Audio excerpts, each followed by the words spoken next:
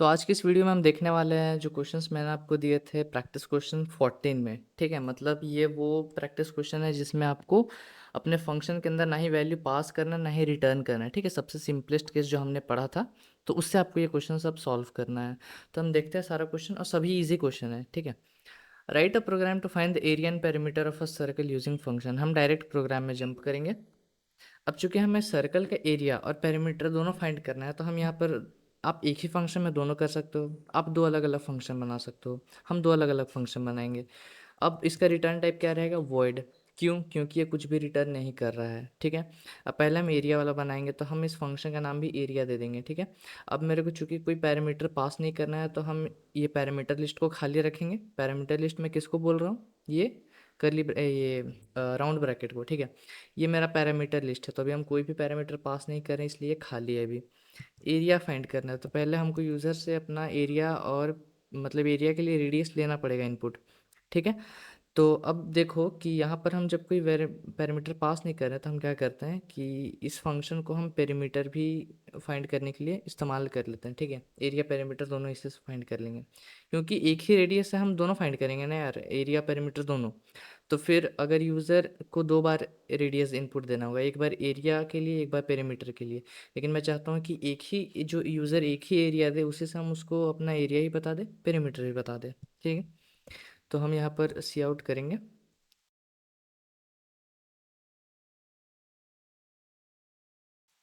हमने यहाँ पर इनपुट दे दिया है। ठीक है, रेडियस का हमने इनपुट दे दिया सर्कल का। अब देखो, आपको सर्कल के लिए एरिया निकालने के लिए आपको यहाँ पर हम बनाएंगे फ्लोट ए मतलब एरिया निकालेगा, या हम एरिया ही रख देते हैं, इज इक्वल्स टू। और हम आपको देखो एक चीज़ मैं डाउट क्लियर कर देना चाहता हूँ, ये बिल्कुल अलग नेम है, एरिया पेरीमीटर ये बिल्कुल अलग है। ठीक है, रीज़न आपको पता होगा अच्छे से। क्या होता है? 2 पाई आर होता है, तो 2 × पाई का वैल्यू 3.14 इंटू आर। ठीक है, इससे मेरा एरिया निकल जाएगा। पेरीमीटर निकालना है, तो float perimeter is equals to, perimeter कैसे निकलता है? सॉरी, ये तो पेरीमीटर है ना,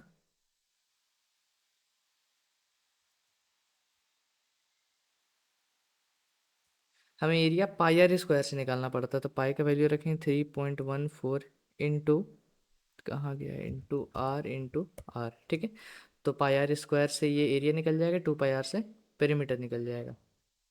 पेरीमीटर यानी कि सरकमफेरेंस को ही पेरीमीटर हम बोल रहे हैं। ठीक है,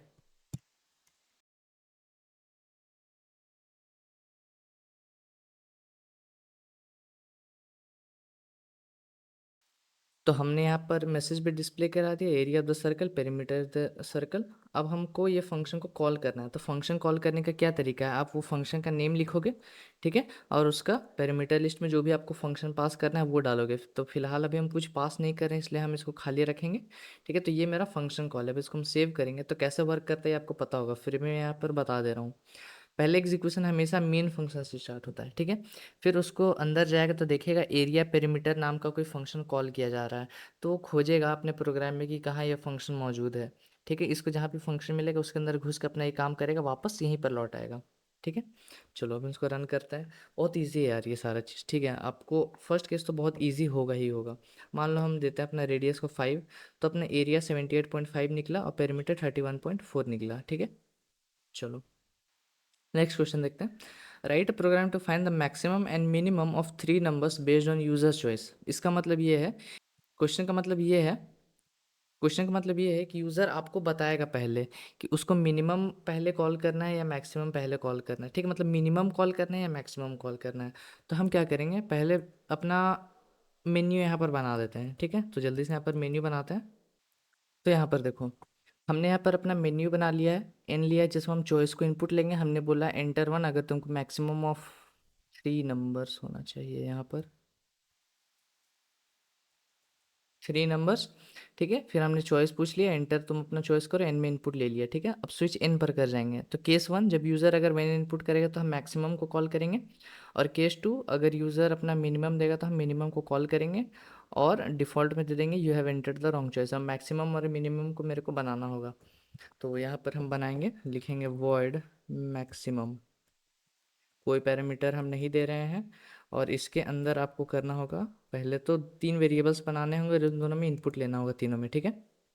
हमने यहाँ पर तीनों में इनपुट दे दिया है। अब हम क्या करेंगे, अपना एक मैक्स बनाएंगे और टर्नरी ऑपरेटर का इस्तेमाल करेंगे, ठीक है, क्योंकि हमारे पास समय की कमी है, लाइन की भी कमी है। तो ए ग्रेटर देन बी, अगर ए ग्रेटर देन बी होता है, ठीक है, तो फिर हम चेक करेंगे क्या ए ग्रेटर देन सी है, क्वेश्चन मार्क, नहीं तो ए और सी। और फिर अगर बी ग्रेटर देन ए होता है तो चेक करेंगे कि क्या मेरा जो बी है वो ग्रेटर देन सी है, क्वेश्चन मार्क।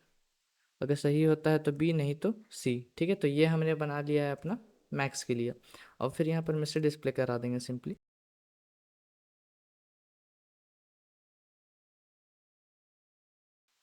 ठीक है। ये हमने यहाँ पर कर दिया। अब हम क्या करेंगे, सेम अपना मिनिमम के लिए भी बनाएंगे। तो यहाँ पर लिख देंगे मिनिमम। मिनिमम हो गया, ए बी सी, इसमें भी हम लोग को इंटर लेना है और यहाँ पर लिखना है मिन, बना देंगे इस वेरिएबल का नाम। दोनों मैक्स भी रहेगा तो भी कोई दिक्कत नहीं उसमें, ठीक है। ये बात ध्यान रखना। यहाँ मिनिमम कर देंगे, यहाँ भी मिनिमम कर देंगे। और यहाँ पर करेंगे इफ़ ए अगर लेस देन बी होता है, अगर ए लेस देन बी होता है तो फिर चेक करेंगे कि क्या जो मेरा ए है वो सी से भी कम है। अगर होता है तो ए लेस देन सी, और अगर बी ए से कम होता है तो यहाँ पर करेंगे क्या मेरा बी लेस देन सी है। अगर सही है तो बी, नहीं तो सी, ठीक है। अभी हम उसको सेव करके सीधा रन करते हैं। मेरे को बोलेगा enter 1 to find maximum of 3 numbers, enter 2 to find minimum of 3 numbers. तो मान लो हम मिनिमम देखेंगे तो हम डालेंगे 2, 3 नंबर्स हम डालते हैं तो फिर दिखाएगा the minimum of 3 numbers is equal to 2। बहुत आसान है यार ये सब प्रोग्राम, ठीक है। ये सब आपने ऑलरेडी किया है, बस उसको हम फंक्शन से कर रहे हैं अलग से, ठीक है। चलो थर्ड क्वेश्चन देखते हैं। Write program to check if a number is Armstrong number और नॉट। तो हमने इतना चीज़ यहाँ पर लिख के रखा है, ठीक है। हमने आर्मस्ट्रांग नाम का एक फंक्शन बनाया है, एन को इनपुट ले लिया यूज़र से, यहाँ पर कॉल किया है। अब आर्मस्ट्रांग नंबर क्या होता है, देखो अगर मैं यहाँ पर लिखूँ जैसे कि 153, तो आपको क्या करना है, हर एक डिजिट का क्यूब निकालना है और सबको ऐड कर देना है, ठीक है। तो 1 का क्यूब तो 1 ही रहेगा, इसका 125 हो जाएगा, इसका 27 हो जाएगा, सबको ऐड करो। तो 7 + 5 करोगे तो 12, 12 + 1 करोगे 13 का 1 कैरी, 2 1 2 4 और 1 5 और 1 यहाँ पर, तो 153 मेरा एक आर्मस्ट्रांग नंबर होता है, ठीक है। अब ये डिपेंड करता है, अगर आपका डिजिट मान लो कि 4 नंबर का है तो आपको हर एक नंबर का फिर टू द पावर 4 निकालना होगा, मतलब पावर में कितना जाएगा वो डिसाइड करेगा कि कितना डिजिट है उस नंबर में, ठीक है। तो अभी हम फिलहाल उस पर नहीं जाएंगे, ठीक है। ये मैंने ऑलरेडी एमस्ट्रॉन्ग नंबर वाले प्रोग्राम में ये करा दिया है, ये हम कैसे करते हैं, ठीक है। अगर आपको चेकआउट करना है तो जाके वीडियो ज़रूर देख लेना, ठीक है। और हम क्या करते हैं, हम इसको सिंपल तरीके से बनाएंगे, लेके चलेंगे कि अपना जो यूज़र जो नंबर दे रहा है वो 3 डिजिट का ही है, ठीक है। बाकी मैंने सभी डिजिट्स के लिए ये प्रोग्राम ऑलरेडी करा के रखा हुआ है, ठीक है, तो वो जाके ज़रूर देख लेना एक बार।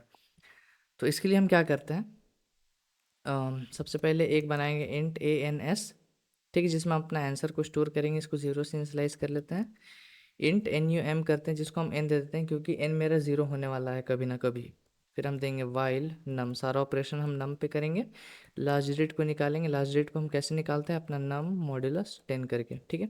अब इसका आपको क्यूब निकाल के आंसर में ऐड करना है, तो करेंगे आंसर प्लस इक्वल्स टू, और इसका एल डी का क्यूब निकालना, तो L D into L D into L D, आप क्यूब रूट का भी यूज़ कर सकते हो, ठीक है। उसके बाद अगर देखो, अगर मैं यहाँ पर एग्जांपल दे रहा हूँ कि अगर मेरे को नहीं पता रहेगा कि मेरा जो नंबर है वो कितने डिजिट का है, तो फिर उस केस में आप क्या करोगे।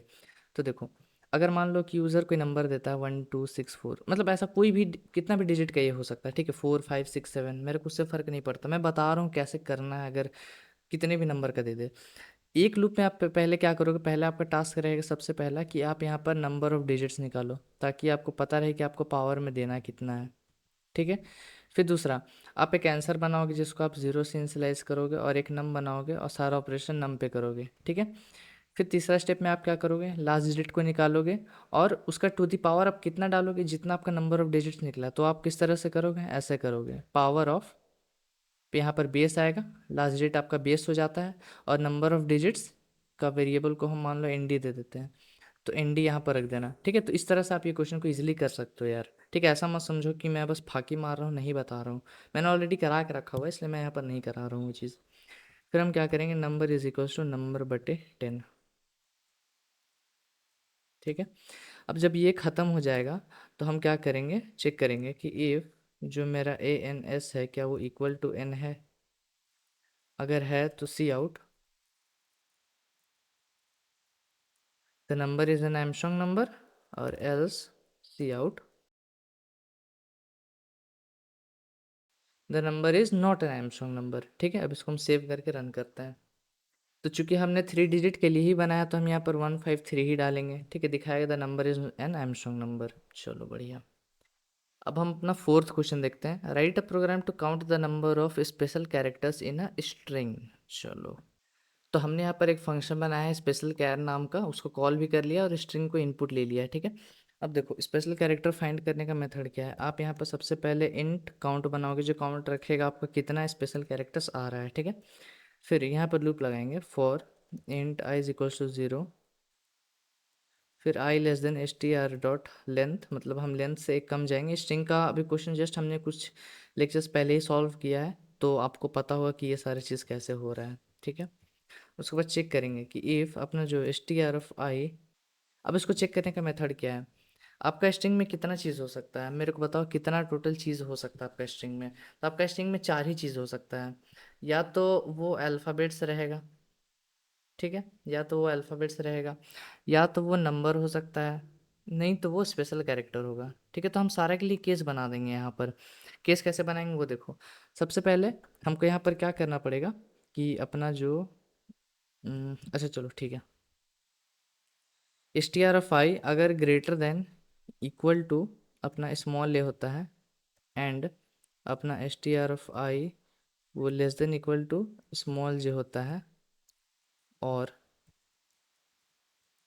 अब यही कंडीशन हम कैपिटल के लिए भी लिखेंगे और नंबर के लिए भी लिखेंगे। ठीक है, तो यहाँ पर लिखते हैं कि इफ़ आपका S T R of I is less greater than equal to small capital A होता है, या फिर less than equal to capital Z होता है, या फिर आपका जो स्ट्रिंग है वो ग्रेटर देन इक्वल टू 0 होता है, या लेस देन इक्वल टू 9 होता है। अगर इन सारा में से कुछ भी आपका होता है, ठीक है, इफ़ वाला, तो आपको क्या करना है, कंटिन्यू करना है।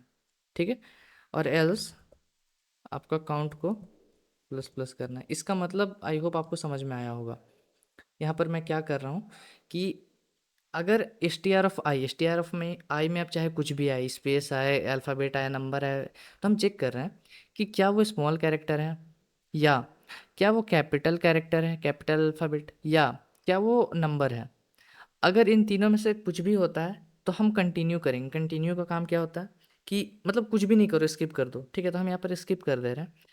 और एल्स मतलब अगर इन तीनों में से कुछ भी नहीं होता है तो हम अपना काउंट प्लस प्लस कर लेंगे। ठीक है, मतलब उसको गिन लेंगे एक स्पेशल कैरेक्टर में।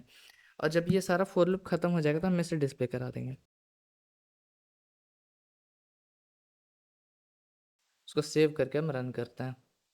चलो हम एक यहाँ पर स्ट्रिंग देते हैं, लिखेंगे hello world exclamation mark welcome to programming world. ठीक है, ऐसा कुछ भी यार, और फुल स्टॉप। 7 है, गिन लो। यहाँ पर एक स्पेस आ रहा है तो एक, ये 2, फिर यहाँ पर स्पेस है 3 4 5 6, और एक फुल स्टॉप 7। ठीक है, तो यहाँ पर 7 आपको यहाँ पर मिल गया। तो ये इसमें करना था। लास्ट क्वेश्चन देखते हैं। Write a program to sort an array. ठीक है, तो हमने यहाँ पर अपना एरे का लेंथ इनपुट ले लिया है, और उस एरे का लेंथ बना के उस एरे के एलिमेंट्स को भी इनपुट ले लिया। अब हम यहाँ पर सॉर्ट करेंगे, तो सॉर्ट करने के लिए आप कोई भी टेक्निक इस्तेमाल कर सकते हो। तो हम यहाँ पर अपना सिलेक्शन सॉर्ट ही इस्तेमाल करेंगे। For int I is equal to 0 I less than N minus one, और इंट कहाँ से स्टार्ट होता है, आई प्लस वन से स्टार्ट होता है, और कहाँ तक जाता है, J is less than N तक जाता है, हर बार जे प्लस प्लस होता है। फिर चेक करते हैं कि इफ़ अपना एयर ऑफ आई अगर ग्रेटर देन एयर ऑफ जे होता है तो आपको इंटरचेंज करना है। तो यहाँ पर करेंगे int temp is equals to air of I, air of I is equals to air of J, air of J is equals to temp. ठीक है, और द एरे आफ्टर सॉर्टिंग को हम डिस्प्ले करा देंगे। तो यहाँ पर कर देंगे अपना cout. Cout arr of i और बीच में एक स्पेस दे देंगे ताकि थोड़ा सा अच्छा दिखे। इसको हम सेव करके रन करते हैं। Enter the length of the array, मान लो हम डालेंगे 5, फिर एलिमेंट्स डालते हैं। ठीक है, तो एरे आफ्टर सॉर्टिंग आपका यहाँ पर देखो ये सॉर्ट हो चुका है। तो ये बहुत इजी क्वेश्चन था जिसमें कुछ ऐसा नहीं था जो आपको नहीं समझ में आया। ठीक है, और हम इजी से ही स्टार्ट करके हार्ड पे जाते हैं, ऐसा नहीं कि आप डायरेक्टली हार्ड पे जंप कर जाना फिर कुछ समझ में नहीं आएगा। ठीक है, तो आई होप आपको ये सारा क्वेश्चन सही हुआ होगा, समझ में भी आया होगा। बाकी आपको अगर कोई डाउट हो फंक्शन से रिलेटेड, क्योंकि होता है डाउट। ठीक है, ये टॉपिक ऐसा है कि बहुत लोगों को इसमें डाउट होने लगता है कि क्या कैसे चीज़ हो रहा है। तो कोई भी डाउट हो ज़रूर डिस्कॉर्ड में या कमेंट सेक्शन में सब पूछ लेना। बाकी मिलते हैं हम आपसे नेक्स्ट वीडियो में, तब तक के लिए keep coding and bye bye.